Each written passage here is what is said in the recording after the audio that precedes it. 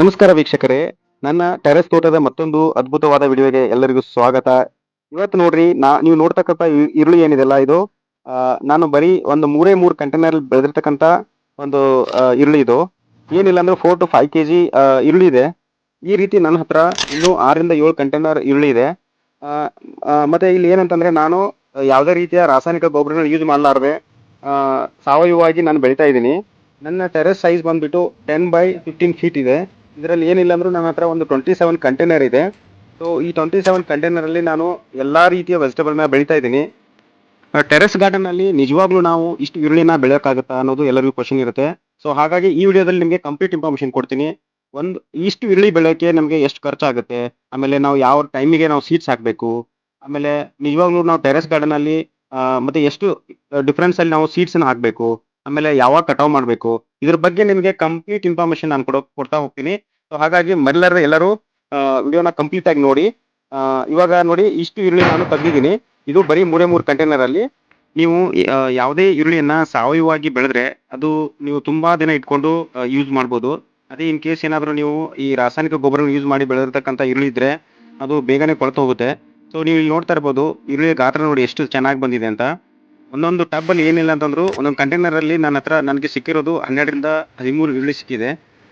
ಈ ರೀತಿಯಾಗಿ ನನಗೆ ಕಂಪ್ಲೀಟ್ ಎಲ್ಲ ಕಂಟೈನರ್ ಅಲ್ಲೂ ಕೂಡ ನಾನು ಈರುಳ್ಳಿ ಹಾಕಿದ್ದೆ. ಅದರಲ್ಲಿ 3 ಮಾತ್ರ ನಾನು ಕಟಾವ್ ಮಾಡ್ತಾ ಇದ್ದೀನಿ. ಈಗ ನಿಮ್ಗೆ ಒನ್ ಬೈ ಒನ್ ತೋರಿಸ್ತಾ ಹೋಗ್ತೀನಿ.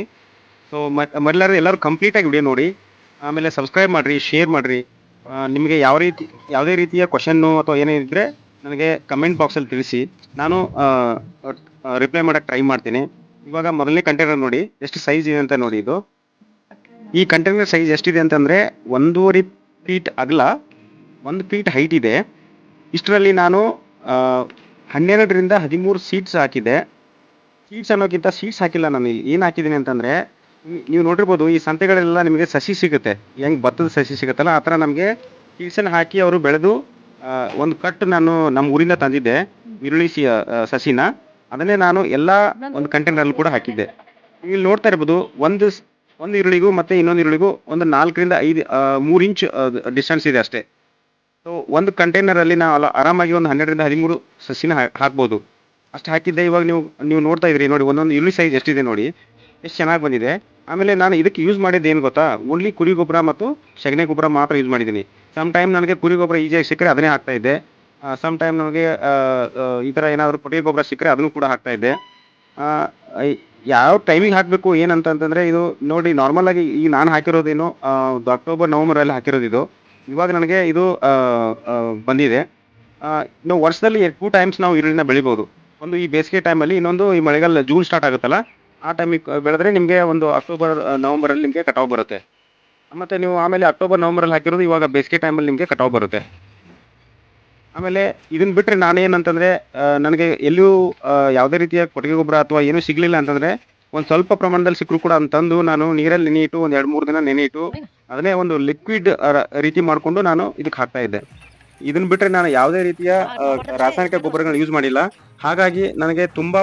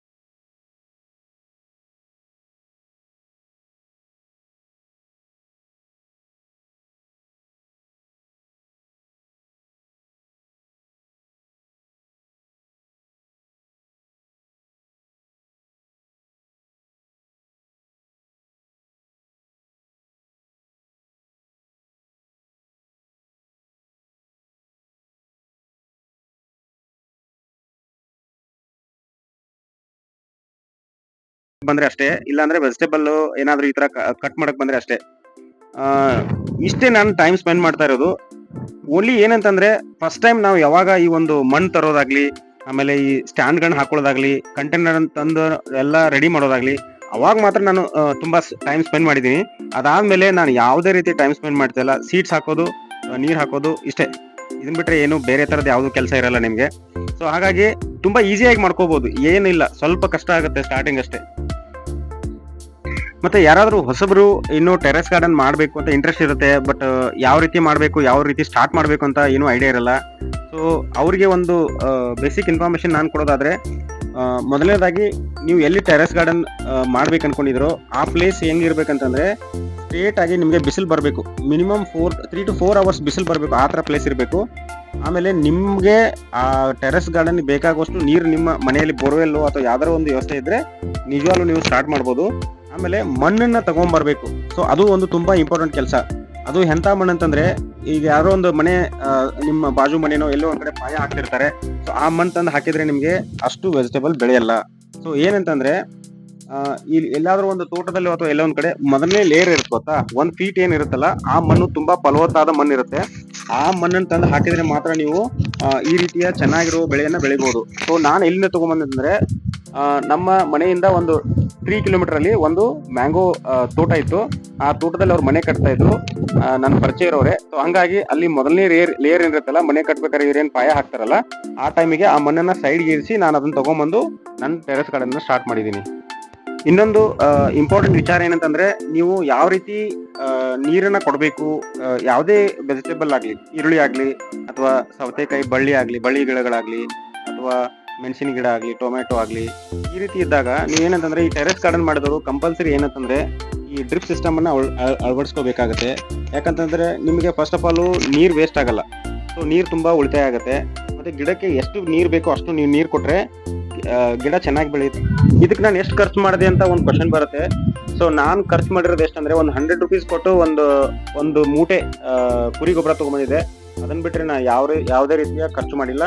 ವಾಟರ್ ಮಾತ್ರ ಕೊಟ್ಟಿದ್ದೀನಿ. ಇಷ್ಟು ಈರುಳ್ಳಿ ನನಗೆ ಬಂದಿದೆ. ಇದಿಷ್ಟು ಈರುಳ್ಳಿ ಬಗ್ಗೆ ಮಾಹಿತಿ. ಇದು ಆಲ್ಮೋಸ್ಟ್ ನನಗೆ ಏನಂದ್ರೆ 4 to 5 kg ಈರುಳ್ಳಿ ಬಂತು. ಇದಿಷ್ಟು ಸ್ಯಾಂಪಲ್ ನಿಮಗೆ 3 ಕಂಟೈನರ್ ಬಂದಿರತಕ್ಕಂಥ ಈರುಳ್ಳಿ ನಾನು ತೋರಿಸ್ತಾ ಇದ್ದೀನಿ. ಆದ್ರೆ ಇನ್ನು ನನ್ನ ಹತ್ರ 6 ರಿಂದ 7 ಕಂಟೈನರ್ ಇದೆ. ಈ ವಿಡಿಯೋ ನಿಮಗೆ ಇಷ್ಟವಾದರೆ ದಯವಿಟ್ಟು ಲೈಕ್ ಮಾಡ್ರಿ, ಶೇರ್ ಮಾಡ್ರಿ, ಸಬ್ಸ್ಕ್ರೈಬ್ ಮಾಡ್ರಿ, ನಿಮ್ಮ ಅನಿಸಿಕೆಗಳನ್ನು ತಿಳಿಸಿ ಕಮೆಂಟ್ ಅಲ್ಲಿ. Thank you so much.